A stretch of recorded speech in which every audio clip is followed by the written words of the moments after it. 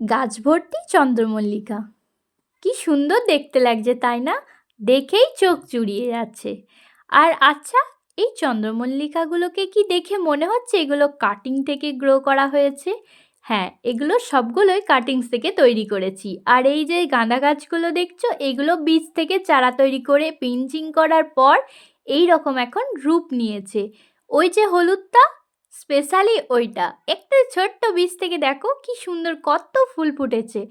আরও কয়েকটা গাছ আছে, তবে হ্যাঁ, চন্দ্রমল্লিকাগুলো দেখো কিছু মাস আগে এরকম অবস্থা ছিল, 2 মাস আগে এগুলোকে কাটিং করে তৈরি করেছি।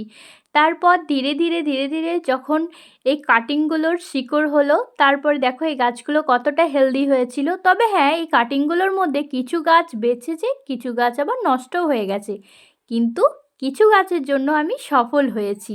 এই দেখো এই কাটিংগুলো এরপর আস্তে আস্তে শিকড় বেরোতে বেরোতে তারপর গাছ একদম নিজের গোড়াকে মজবুত করে তোলে। আর এই যে গাঁদা গাছের বীজগুলো দেখো ছড়ানোর, এইভাবে এই ছোট্ট ছোট বীজগুলো ছড়িয়ে দিয়েছিলাম ফাঁকা ফাঁকা করে, যাতে চারাগুলো বেরোতে একদম মানে কোনো অসুবিধা না হয়। এই দেখো তারপর চারা তৈরি হওয়ার পর তারপর ধীরে ধীরে আমি ততদিনে মাটি রেডি করে নিয়েছিলাম।